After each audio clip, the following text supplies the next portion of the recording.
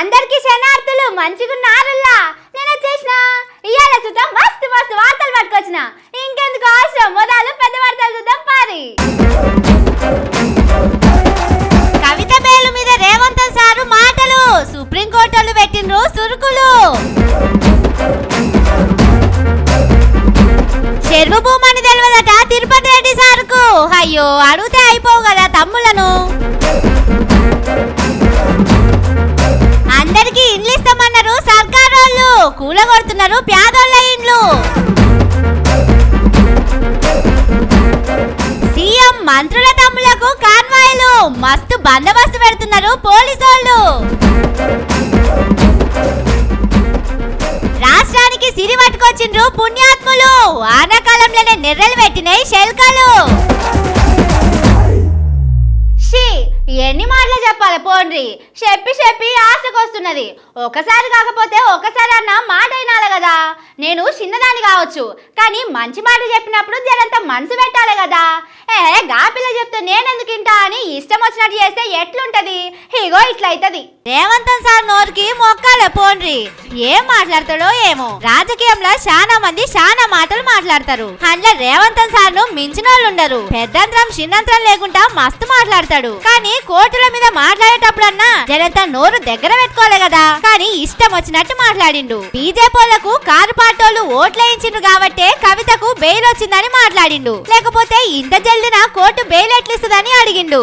ఇక ఈ ముచ్చట ఇయాల సుప్రీంకోర్టు దాకా పోయింది. అప్పట్లో సారు 50 లక్షల రూపాయలు కారు పార్టీ ఎమ్మెల్యేలకు ఇచ్చుకుంటా దొరికిండు కదా.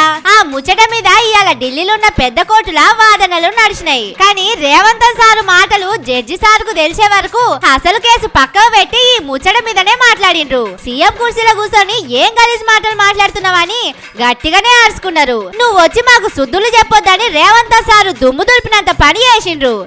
సీఎం అంటే ఎట్లుండాలి? పక్క దేశ పోలు కూడా వచ్చి సీఎం ను రాష్ట్రాన్ని మెచ్చుకోవాలి. కానీ మన సీఎం సారేమో బయట దేశాలకు పోయి రాష్ట్రం పరువు తీసొస్తాడు, ఢిల్లీలో పోయి అవే మాటలు మాట్లాడతాడు, గల్లీకి వచ్చి అవే ముచ్చట్లు చెప్తాడు. ఆయననే బేలు మీద ఉన్నాడనే ముచ్చట మర్చిపోయి కోర్టుల మీద ఇష్టం వచ్చినట్టు మాట్లాడిండు. ఇక ఆళ్ళూకుంటారా? ఓటుకు నోటు కేసుల కదేదో పెద్దగానే అయ్యేటట్టున్నది, కానీ ఉట్టిగా రాష్ట్రం పరువు పోతున్నది సారు. ఎందుకు రాష్ట్రం మీద ఇంత కోపం మీకు? జర ఇగనన్నా నోటికి తాళం పెట్టుండ్రి.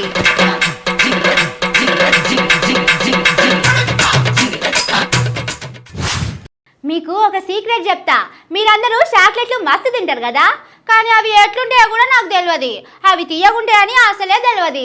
నేను ఎప్పుడు మా నాన్నని పైసలు అడిగి చాక్లెట్లు కొనుక్కోలేదు, తినలేదు. నిజముల్లా నమ్ముండ్రి, నిజంగానే నాకు చాక్లెట్లు ఎట్లుంటాయో తెలియదు. నాకు చాక్లెట్ల గురించి తెలియనట్టే ఇగో ఈ సార్కు భూముల గురించి అసలే తెలియదు. ఏ జాగా చెరువులున్నది, ఏ జాగా పార్కును కబ్జా పెట్టి కట్టిందనే ముచ్చట్లు ఈ సార్కు అస్సలే తెలియదు. నిజముల్లా సారే చెప్తున్నాడు. సారు ఎవరనుకుంటున్నారు? మన ముఖ్యమంత్రి రేవంత్ सारोला अन्ना तिरुपति रेड्डी सारू. लेआउट सैंक्शन लेआउट है, वो पहले ओनर पर बाज़ाब्ता परमिशन लेके घर बनाया सो घर मैं खरीदा. उसके बाद में जब ये FTL में या नदी में बफर जोन में वो सब कुछ मैं जानता नहीं. जब मैं पेपर्स लिए एडवोकेट को दिया, सब सही है बोले, मैं घर खरीदा. హైదరాబాద్ దుర్గం చెరువును గుడిపి అందులో ఇల్లు కట్టిండట. అక్కడనే ఈ సారు కూడా ఇల్లున్నది. అగో చెరువు జాగల అట్టెట్లా కట్టినో సార్ అని అడిగితే ఈ ముచ్చట చెప్తుండు. ఎవరో ప్లాట్లు పెట్టి అమ్మితే సారు కొనుక్కున్నాడట. అది చెరువు జాగని అసలే తెలియదట. కానీ గమ్మతి ముచ్చట ఏందంటే సీఎం సార్ వాళ్ళ అన్నదమ్ములు భూములు అమ్ముడు కొనుడు పనే చేస్తారని బయట అంటుంటారు. మరి అసొంటోళ్లకు ఏ భూమి ఏసొంటిది, ఏది చెరువును గూడిపి కట్టిండ్రు, ఏది పార్కును కబ్జా పెట్టి కట్టిందనే ముచ్చట తెలియకుండా ఉంటదా చెప్పుండ్రని ఈ ముచ్చట తెలిసిన వాళ్ళు అంటున్నారు. కావాలనే ఈ సినిమా తయారు చేసిండని మాట్లాడుకుంటున్నారు. మొన్నటిదాకానేమో ఎవ్వలకు నోటీసులు ఇవ్వకుండా చక్కగా బుల్డోజర్లు పట్టుకపోయి ఇండ్లు కూలగొట్టిండ్రు. ఇప్పుడేమో సీఎం సార్ వాళ్ళ అన్నకు నోటీసులు ఇచ్చి ఆయన జవాబు చెప్పడానికి టైం ఇచ్చిందని అంటున్నాడు. ఎన్నడూ మాట్లాడని బయటికి కనిపించని తిరుపతి రెడ్డి సారు ఇవాళ బయటికి వచ్చి హిందీ ఇంగ్లీష్ టీవీ ఛానళ్లతో మాట్లాడినంటేనే అసలు ముచ్చటేందో సమజైతున్నదని హైదరాబాదితులు అంటున్నారు. అప్పట్లో మోడీ సారు పెద్ద నోట్లు రద్దు చేసినప్పుడు వాళ్ళ తల్లిని బ్యాంకు కాడ లైన్ల నిలబెట్టి పబ్లిసిటీ చేసుకున్నట్టు ఇప్పుడు సీఎం సారు వాళ్ళ అన్నను ముంగట నిలబెట్టి పబ్లిసిటీ చేసుకుంటున్నారని మాట్లాడుకుంటున్నారు. కానీ ఏ మాట కా మాట సారు ప్లాన్ పోండ్రి. ఎన్నడు మీడియాతోని మాట్లాడని అన్నను కూడా ఇవాళ బయటికి పట్టుకొచ్చిండు.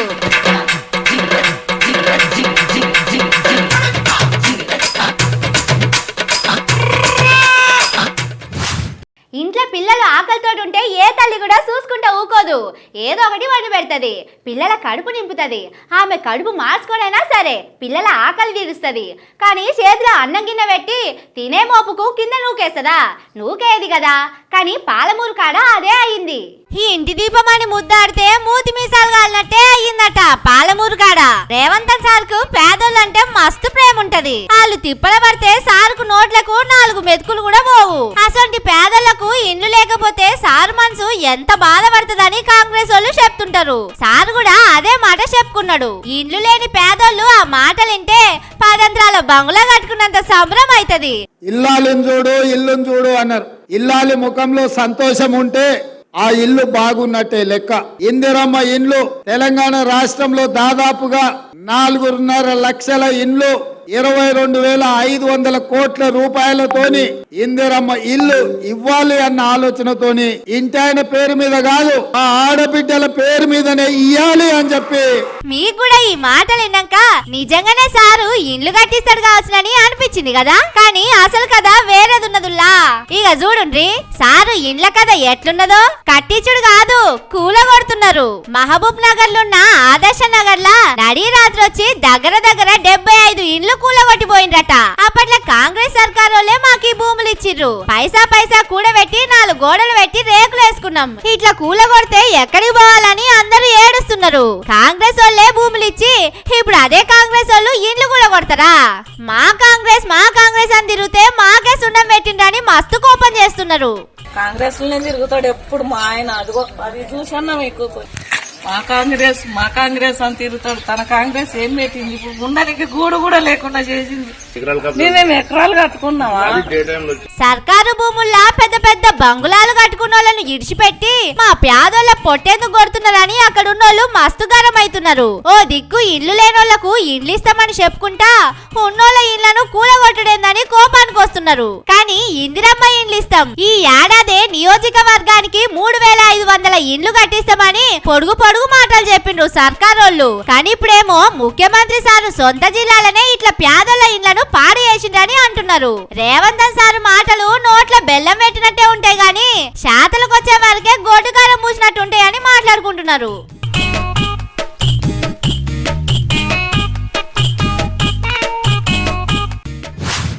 ఇది ఏం కాలం? ఆనకాలం. చెరువుల్లా బాయిల్లా నీళ్లు మస్తుగుండాలి. బాయిల జలంత తక్కువ ఉన్నా గానీ కాల్వల్లా నీళ్ళు వస్తాయి. చెలకలన్నీ పచ్చగా కనిపిస్తాయి. ఊళ్ళ పొండిపోతే గుంటడు జాగచూత పడా ఉండదు. ఏదో పంట చేస్తారు. ఆన నీళ్లతోనైనా పంట చేతికి వస్తుంది.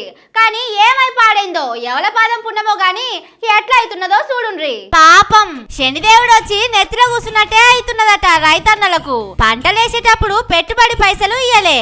ఇప్పుడు పంటలకు నీళ్లు కూడా ఇస్తలేరు.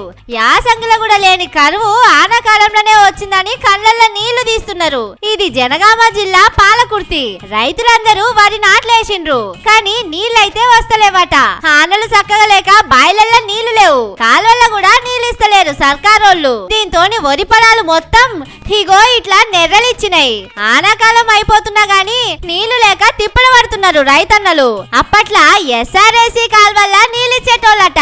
ఈ ఏడు కూడా ఇస్తారు కావచ్చుననే ఆశకు వరేస్తే ఇప్పుడు మేం రోడ్డు మీద పడే కథ అవుతున్నదని బాధపడుతున్నారు. పెద్దవంగర మండలం పోచంపల్లి అనే ఒక్క ఊర్లనే దగ్గర 100 ఎకరాలకు ఎక్కువ పొలాలు ఎండిపోయినాయి. కానీ ఇప్పటిదాకా ఎమ్మెల్యే వచ్చి చూడలేదట. ఆఫీసర్లు వచ్చి చూడలేదట.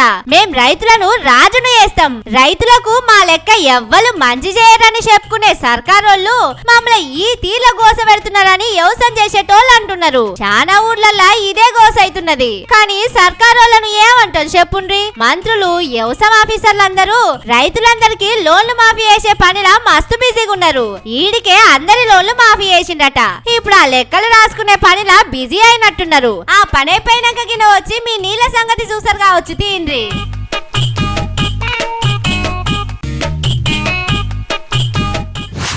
ఊర్లల్లా ఎట్లుంటది? ఎవరన్నా కొత్త బండి కొంటే ఆ వాడకట్టోళ్ళ కండ్లన్నీ దాని మీదనే ఉంటాయి. అగో వాళ్ళు చిన్న బండి కొన్నారు, మనకేం తక్కువ, మనం వాళ్ళకంటే పెద్ద బండి కొనాలి, అవసరమైతే కారు కూడా కొనాలి. తెల్లారే వరకు కారు తీసుకొచ్చి ఇంటి ముంగడ పెట్టాలని ఇంట్లో ఆలు మొగలు మాట్లాడుకుంటారు. అప్పు చేసినా సరే కొనుకొచ్చుకుంటారు. ఇగో ఇక్కడ సుతా అసొంటి కథనే అవుతున్నదట. అదేందో చూసొద్దాం పాండ్రి. అటు దిక్కు నుంచి పోలీస్ బండి వస్తున్నది చూడుండ్రి. దాని వెనకనే ఇంకోటి పెద్ద కారు వస్తున్నది. చూసిండ్రు కదా, ఎవరన్నా మంత్రి సారో లేకపోతే కలెక్టర్ సారో అనుకుంటున్నారు కదా. అట్లా అనుకుంటే గోదాట్ల కాలేసినట్టే. ఎందుకంటారా, ఆయనే ఎమ్మెల్యే కాదు, మంత్రి కాదు, కలెక్టరు అసలే కాదు, కంసే కం చిన్నపాటి సర్కార్ ఆఫీసర్ కూడా కాదు. మరి గంతగనం పోలీసులు ఎందుకు బందోబస్తు పెట్టిండ్రని చూస్తున్నారా? ఎందుకంటే ఆయనే మంత్రి సారుకు తమ్ముడు. శ్రీధర్ బాబు సార్ ఉన్నాడు కదా, వాళ్ళ తమ్ముడు శ్రీనుబాబు సారు. హైదరాబాద్ లో శ్రీధర్ బాబు సారు మంత్రి అయితే మంతనీల శ్రీనుబాబు సారే ఎమ్మెల్యే మంత్రి అని అటు పక్కోళ్ళను ఎవరిని అడిగినా చెప్తారు. సార్ ఎక్కడికి పోయినా ఇట్లా ముంగట వెనక పోలీసు వాళ్ళ బండ్లుంటాయి. అక్కడ ఏ పనున్నా అన్ని సారే చూసుకుంటాడు. ఎవ్వరకు ఏ పని పడ్డా ఆ సార్ దానికి పోతేనే అయితాయని చెప్తుంటారు. అగో ఎమ్మెల్యే కాదు, మంత్రి కాదు, అట్లెట్లా చేస్తాడని కోపం చేయకుండ్రి. మన సీఎం సారును అలా అన్నదమ్ములను చూసి నేర్చుకున్నట్టున్నాడు ఈ శ్రీనుబాబు సారు. కొడంగల్కు రేవంతన్ సారు ఎమ్మెల్యే, కానీ అక్కడ మొత్తం రేవంతన్ సారుల అన్న తిరుపతి రెడ్డి సారే చూసుకుంటాడట, లేకపోతే తమ్ముడు కొడంగల్ రెడ్డి సారు చూసుకుంటాడట. వాళ్ళకు కూడా ఇట్లనే ముంగటొకటి వెనకొకటి పోలీస్ బండ్లు పోతాయట.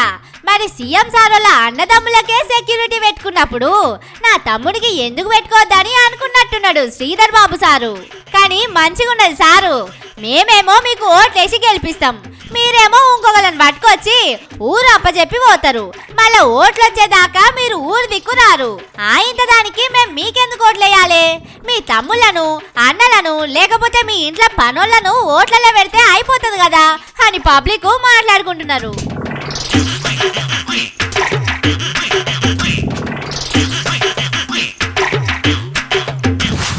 కాంగ్రెస్ బీజేపీ రెండు పార్టీలు ఎప్పుడు ఫైటింగ్ చేస్తూనే ఉంటాయి. వాళ్ళని వీళ్ళు తిడతారు, వీళ్ళను వాళ్ళు తిడతారు. చిన్నగా ఉండదు వీళ్ళ కొట్లాట. కానీ నడుమ ఎందుకో కమలానికి చేయి సోపతి కలిసినట్టే కొడుతున్నదుల్లా. అగో అట్లెట్లని మీరు కోపానికి రాకుండ్రి. ఈ వార్త చూడుండ్రి, మీకే తెలుస్తుంది. ఇగో ఈ పోస్టర్ చూడుండ్రి. హైడ్రా కార్యక్రమాన్ని అందరం స్వాగతిద్దాం. ముఖ్యమంత్రి రేవంత్ రెడ్డికి అన్ని పార్టీలు మద్దతియ్యాలి.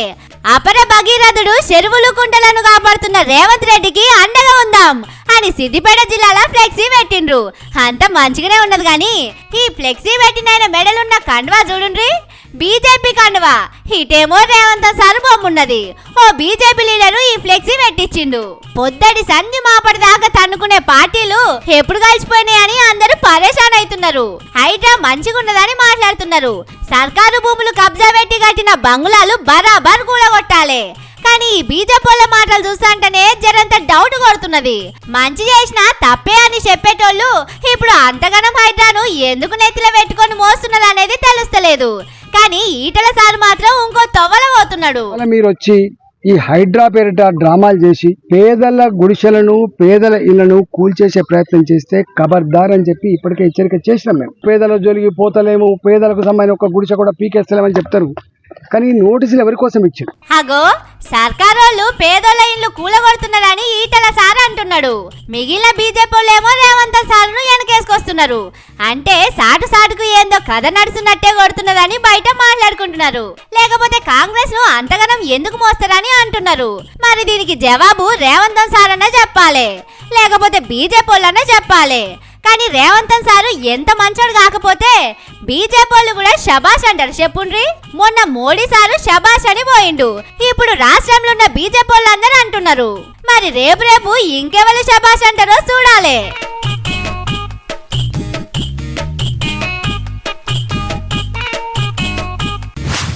ఇవి ఐటి ముచ్చట్లు.